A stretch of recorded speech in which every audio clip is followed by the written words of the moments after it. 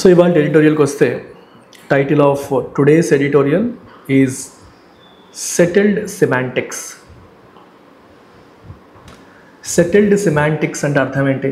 Semantics అంటే the study of meanings, the study of words, different words వాటి యొక్క మీనింగ్స్ని study చేయడాన్ని మనం సెమాంటిక్స్ అంటాం. సో ఇవాళ ఎడిటోరియల్కి వస్తే సెమాంటిక్స్ అని చెప్పంటాం. సెటిల్డ్ సెమాంటిక్స్ అంటే ఇది ఆల్రెడీ సెటిల్ అయింది, దాన్ని మళ్ళీ కెలకాల్సిన అవసరం లేదు అని. దేని గురించి?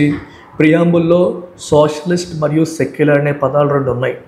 ఆ రెండు పదాలని మళ్ళీ డిస్టర్బ్ చేయాల్సిన అవసరం లేదు, వాటి గురించి ఫ్రెష్గా డిబేట్ చేయాల్సిన అవసరం లేదు, వాటి గురించి డిస్కషన్ ఆల్రెడీ అయిపోయింది అని దీని యొక్క ఉద్దేశం. సో బేసిక్గా దీస్ టూ వర్డ్స్ మనకి స్వతంత్రం వచ్చిన తర్వాత కాన్స్టిట్యూషన్ అమల్లోకి వచ్చినప్పుడు సెక్యులర్ మరియు సోషలిస్ట్ అనే పదాలు ప్రియాంబుల్లో లేవు. 42nd కాన్స్టిట్యూషనల్ అమెండ్మెంట్ యాక్ట్ ద్వారా ఈ రెండు యాడ్ చేయబడ్డాయి అండర్ ఇందిరాగాంధీ రెజిమ్. ఎమర్జెన్సీ టైంలో ఇందిరాగాంధీ హయాంలో 42వ కాన్స్టిట్యూషనల్ అమెండ్మెంట్ యాక్ట్ ద్వారా ఈ రెండు పదాలని ప్రియాంబుల్లో ఇన్సర్ట్ చేశారు.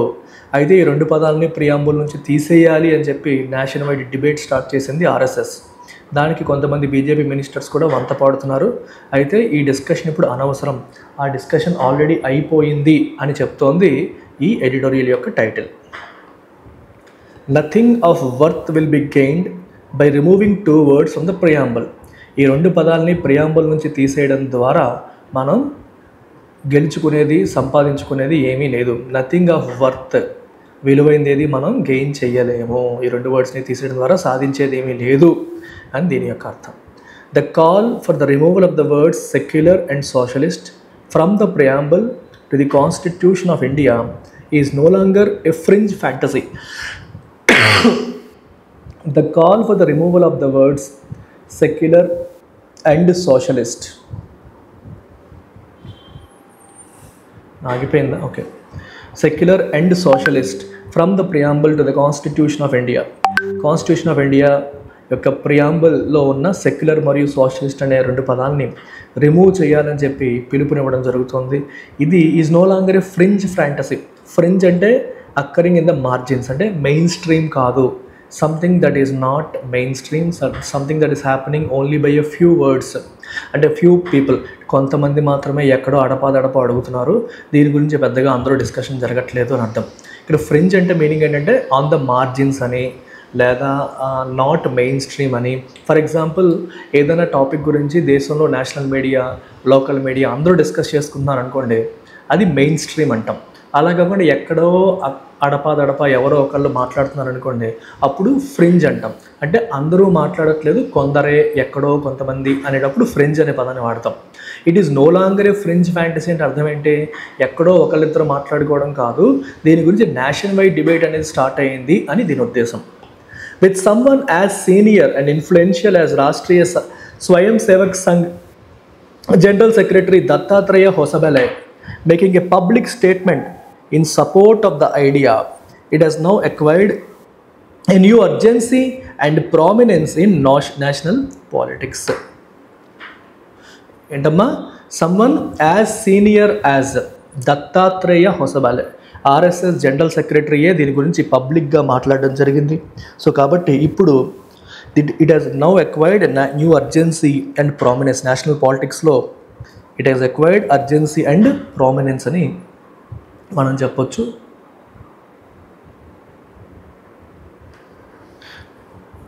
Acquired new urgency and prominence అని మనం చెప్పొచ్చు. The words secular and socialist were introduced through the 42nd amendment to the constitution during the emergency under Prime Minister Indira Gandhi in 1976. Secular మరియు socialist అనే రెండు పదాలు కూడా 42వ amendment ద్వారా కాన్స్టిట్యూషన్కి 42nd amendment ద్వారా యాడ్ చేయబడ్డాయి ఎమర్జెన్సీ టైంలో under prime minister Indira Gandhi in 1976. And the Janata Party government, which included RSS affiliated leaders, that replaced Indira Gandhi and reversed a lot of changes made in the constitution during the emergency, let these words say stay. Emergency తర్వాత ఇందిరాగాంధీ ఆ ఎలక్షన్స్లో ఇందిరాగాంధీ ఓడిపోవడం అనేది జరిగింది. ఆ తర్వాత Janata party గెలిచింది. ఆ జనతా పార్టీలో చాలామంది ఆర్ఎస్ఎస్కి సంబంధించిన లీడర్స్ కూడా ఉన్నారు. ఈ జనతా పార్టీ గవర్నమెంట్ ఏం చేసిందంటే ఇందిరాగాంధీ 42nd అమెండ్మెంట్ ద్వారా తీసుకొచ్చిన చాలా చేంజెస్ని 44th అమెండ్మెంట్ ద్వారా వాటి రివర్స్ చేసింది. సో వీళ్ళు మళ్ళీ 44th కాన్స్టిట్యూషన్ అమెండ్మెంట్ యాక్ట్ ద్వారా 42nd అమెండ్మెంట్ యాక్ట్ ద్వారా ఇందిరాగాంధీ చేసిన చాలా చేంజెస్ని రివర్స్ చేయడం అనేది జరిగింది ఎమర్జెన్సీ టైంలో. అయినప్పటికీ కూడా they let these words stay. అంటే అర్థం ఏంటి, సెక్యులర్ మరియు సోషలిస్ట్ అనే 2 పదాలను మాత్రం వాళ్ళు రిమూవ్ చేయలేదు. తను చేసిన చాలా వాటిని రివర్స్ చేసినప్పటికీ కూడా సెక్యులర్ మరియు సోషలిస్ట్ అనే 2 పదాలని మాత్రం వాళ్ళు కూడా రివర్స్ చేయలేదు, తీయలేదు అని అర్థం. These concepts were so central to the constitution of the new republic that its original authors did not think it was necessary to use these words in the preamble.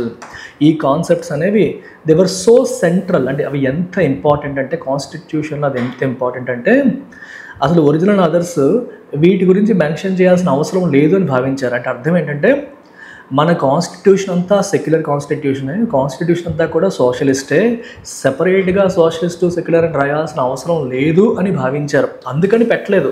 అంతేగాని ఇండియా సెక్యులర్ కాదని లేదా India socialist కాదు అని original constitutional డ్రాఫ్టర్స్ యొక్క ఉద్దేశం కాదు. అర్థమైందా?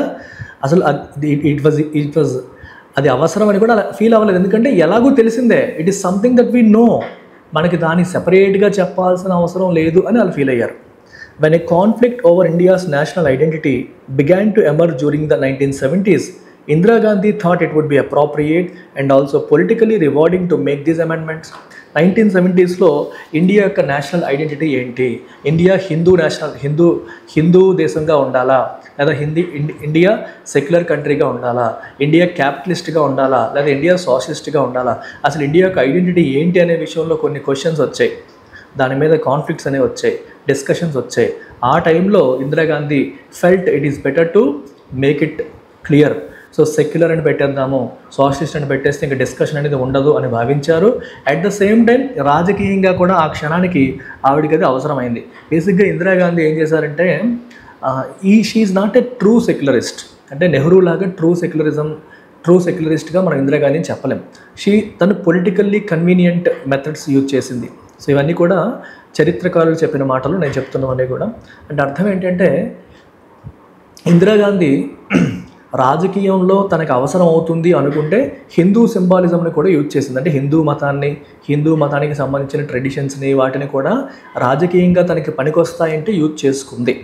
So in fact చెప్పాలంటే కొంతవరకు ఇందిరాగాంధీ పైన ఆ టైంలో అటువంటి ఇమేజ్ కూడా వచ్చింది.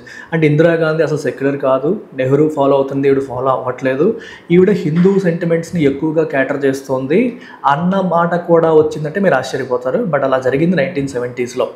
సో అందుకే ఇందిరాగాంధీ మీద తన హిందువులకి బాగా క్లోజు అనే వెర్షన్ ముద్ర పడిపోతుంది అన్న సెన్స్తో ఆ Mudra పోగొట్టుకోవాలి.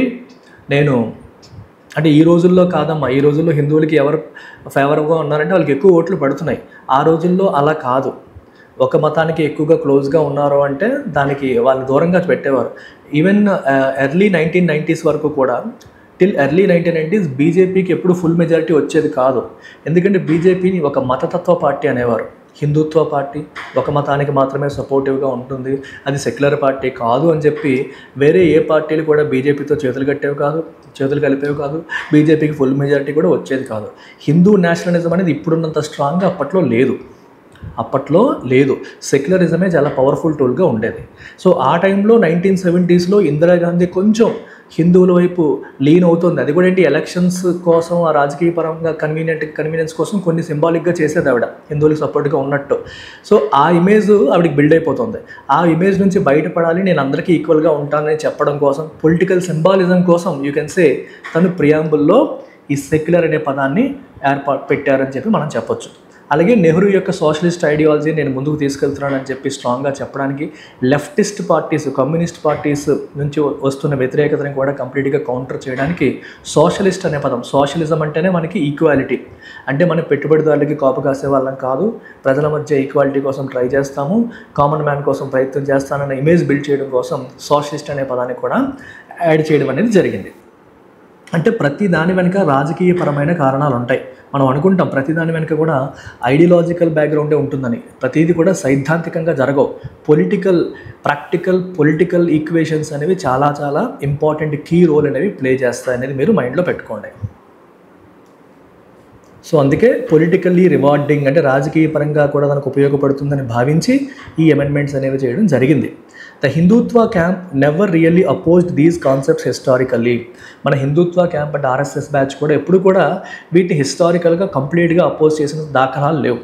Gandhian socialism was a part of the core tenets of Jana Sangh and the earlier avatar of Bharatiya Janata party earlier అవతారణ బీజేపీ లాగా మారకముందు, రూపాంతరం చెందకముందు జనసంఘ్ అనేవారు. దాని యొక్క కోర్ టెనెట్స్ అంటే సూత్రాలు, ప్రధానమైన ప్రిన్సిపల్స్ సూత్రాలు ఏంటి? గాంధీయన్ సోషలిజం కూడా, అంటే గాంధీ చెప్పిన సోషలిజం కూడా, ఓకే, గాంధీ యొక్క మార్గం కూడా వాళ్ళ కోర్ టెనెట్స్లో భాగమే. Hindutva proponents accuse their rivals of following pseudo-secularism and by implication claim to be genuine secularists. Okay, Hindutva proponents అంటే సపోర్టర్స్. హిందుత్వాన్ని సపోర్ట్ చేసే వాళ్ళంతా జనరల్గా వాళ్ళ రైవల్స్, ప్రత్యర్థుల్ని ఏమని ఎక్యూజ్ అంటే ఆరోపిస్తారు. ఏమని ఆరోపించేవారు? Of following pseudo secularism. మీరు ఫాలో అవుతుంది సూడో సెక్యులరిజం అనేవారు. సూడో అంటే డిసెప్టివ్, ఫాల్స్, అంటే కాంగ్రెస్ పార్టీ ఫాలో అయ్యేది నిజమైన సెక్యులరిజం కాదు. వాళ్ళు సెక్యులరిజం అనే ముసుగుతో ముస్లిం ఎపీజ్మెంట్ చేస్తారు. సెక్యులరిజం అంటే అన్ని మతాలకి సమాన దూరంలో ఉండడం, అన్ని మతాలని ఈక్వల్గా ట్రీట్ చేయడం. కానీ కాంగ్రెస్ చేసేది ముస్లిమ్స్కి, క్రిస్టియన్స్కి ఎపీజ్మెంట్ పాలిటిక్స్ చేస్తుంది. ఎస్పెషల్లీ ముస్లిమ్స్కి ఎపీజ్మెంట్ అంటే అర్థం ఏంటమ్మా? వాళ్ళని సాటిస్ఫై చేసేలాగా, వాళ్ళని తృప్తి చెందేలాగా. అది హిందువుల్ని తక్కువ చేసి ముస్లిమ్స్ని ఎక్కువ చేస్తుంది. అది నిజమైన సెక్యులరిజం కాదు. నిజమైన సెక్యులరిజం అంటే అన్ని మతాలని సమానంగా చూడడం. మేమే జెన్యూన్ సెక్యులరిస్ట్స్. ఓకే, మేము హిందువులకి ఎంత ఇంపార్టెన్స్ ఇవ్వాలో ఆ ఇంపార్టెన్స్ మేము ఇస్తాము, మిగిలిన వాళ్ళని ఎలా చూడాలో అలా చూస్తాము. జెన్యూన్ సెక్యులరిజం అనేది మాది, మీది సూడో సెక్యులరిజం అని చెప్పేసి బీజేపీ జెండగా వాళ్ళ రైవల్స్ని క్వశ్చన్ చేస్తుంది. అంటే ఇక్కడ అర్థం ఏంటి? Ideologically even BJP is also not against secularism అనేది ఇక్కడ మనకి తెలుస్తుంది ఈ మాటల ప్రకారం. The words secular and socialist have attained meaning specific to the Indian context over the years. ఈ రెండు పదాలకి ఇంటర్నేషనల్గా ఉన్న మీనింగ్స్ ఏమున్నా సరే ఇండియన్ కాంటెక్స్ట్లో they have their own meanings. Okay, over the years ఈ మీనింగ్స్ అనేవి అటైన్ చేసాయి. ఈ రెండు పదాలు కూడా డిఫరెంట్ మీనింగ్స్ వాటికి వచ్చాయి. సెక్యులరిజం అంటే ఇండియన్ కాంటెక్స్ట్లో మీనింగ్ చూడండి. Secularism is not a rejection of Indian civilizational heritage or any religion but a commitment to equal treatment of all faiths by the state. Indian కాంటెక్స్ట్లో సెక్యులరిజం అంటే అర్థం ఏంటమ్మా? Indian హెరిటేజ్ని మనం రిజెక్ట్ చేస్తున్నట్టు లేదా హిందూ హెరిటేజ్ని రిజెక్ట్ చేస్తున్నట్టు కాదు. హిందూ మతాన్ని మనం ఎలాగైతే చూస్తామో మిగిలిన మతాన్ని కూడా అలాగే చూడాలి. అన్ని ఫెయిత్స్, ఆల్ ఫెయిత్స్ ఫాలో అయ్యే వాళ్ళని కూడా ఈక్వల్గా స్టేట్ ట్రీట్ చేయాలన్న కమిట్మెంటే ఇండియన్ కాంటెక్స్ట్లో సెక్యులరిజం అంటే. Indira Gandhi had been viewed as someone pandering to Hindu sentiments. మీకు చెప్పాను ఇందాక, ఇందిరాగాంధీ, ఇది మీరు ఎక్స్పెక్ట్ చేసి ఉంటారు ఈ స్టేట్మెంట్. ఇందిరాగాంధీ 1970sలో హిందూ సెంటిమెంట్స్ని ప్యాండర్ చేస్తోంది. అంటే హిందువులు ఏం కోరుకుంటున్నారో దాని దగ్గర ఎపీజ్మెంట్ పాలిటిక్స్ లాంటివి. ఇప్పుడు కాంగ్రెస్ పార్టీని మనం ముస్లిం ఎపీజ్మెంట్ పాలిటిక్స్ చేస్తుందని ఎలా అంటామో అలా ఇందిరాగాంధీ హిందువుల సెంటిమెంట్స్కి ప్యాండర్ చేస్తుంది. అంటే హిందువులు ఏం కోరుకుంటున్నారనే దాన్ని బట్టి రాజకీయంగా వాళ్ళని ప్యాంపర్ చేయడానికి ట్రై చేస్తుంది అన్నట్టుగా కూడా ఇందిరాగాంధీని చూశారు. Socialism is not about hostility to private property or enterprise, but a pragmatic appreciation of the fact that the state must take proactive measures to tackle poverty and expand opportunities for the deprived sections of the society. Socialism అంటే complete ఇగాలిటేరియనిజం, అంటే అసలు private ప్రాపర్టీని రద్దు చేసేయాలి. Hostility అంటే ఏంటో అర్థం? అన్ఫ్రెండ్లీనెస్.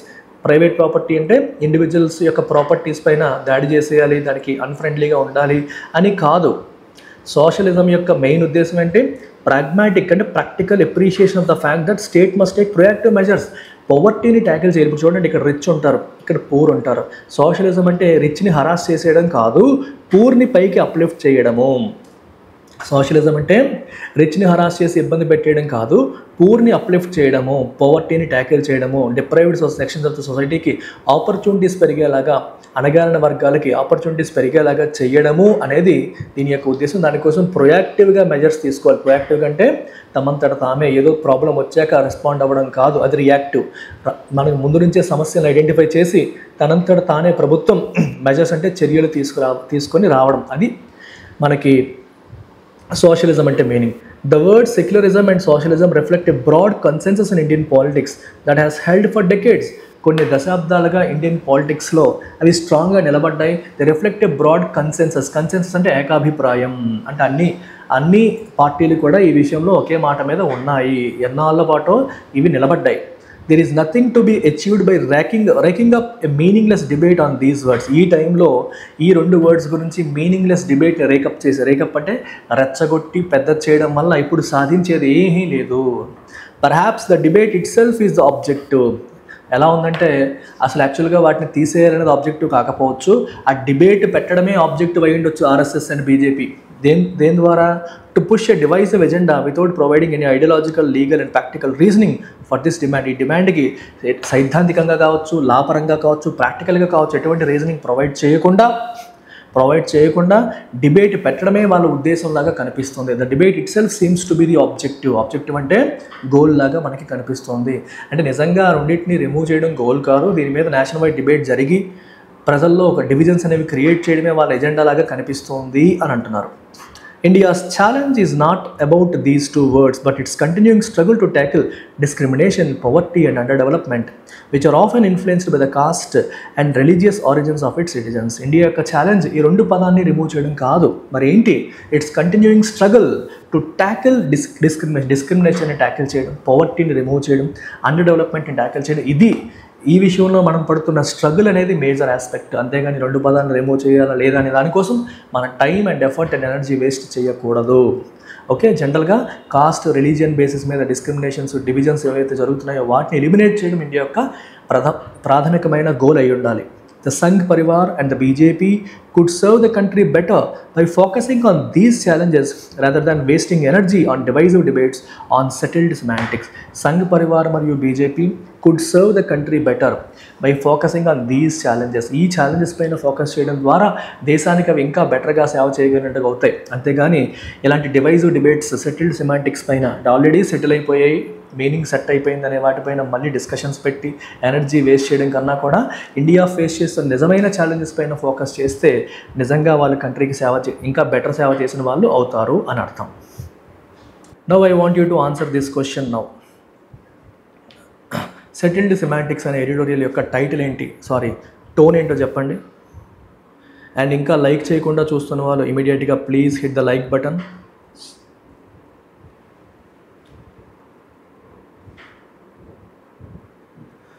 Answer this question.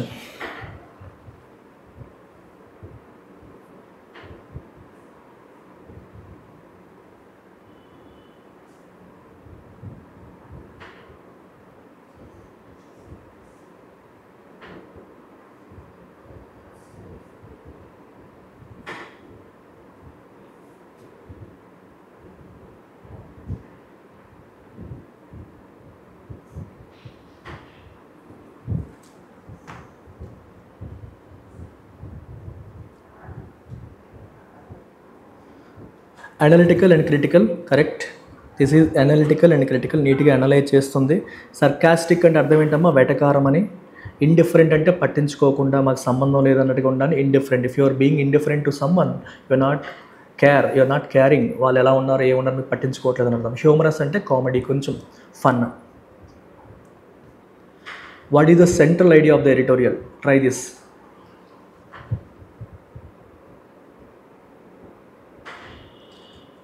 ఇంకా లైక్ చేయని వాళ్ళు please hit the like button and continue.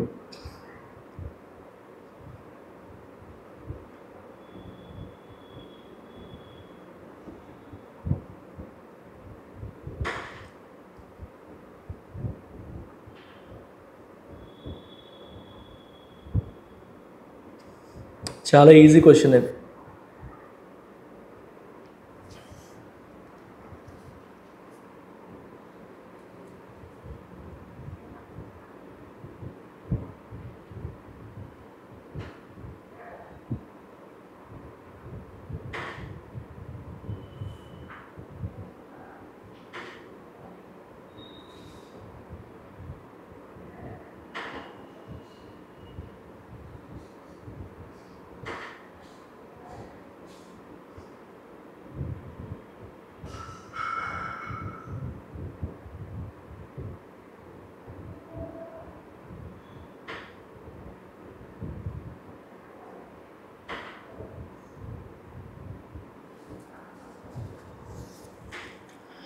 $42nd amendment should be repealed immediately.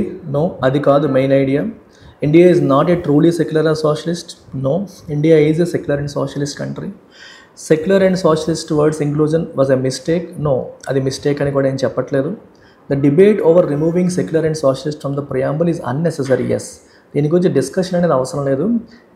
Real national issues పైన మనం ఫోకస్ చేయాలి, అది డిస్ట్రాక్ట్ చేస్తుంది అన్నారు. Perfect answer is D. Try this.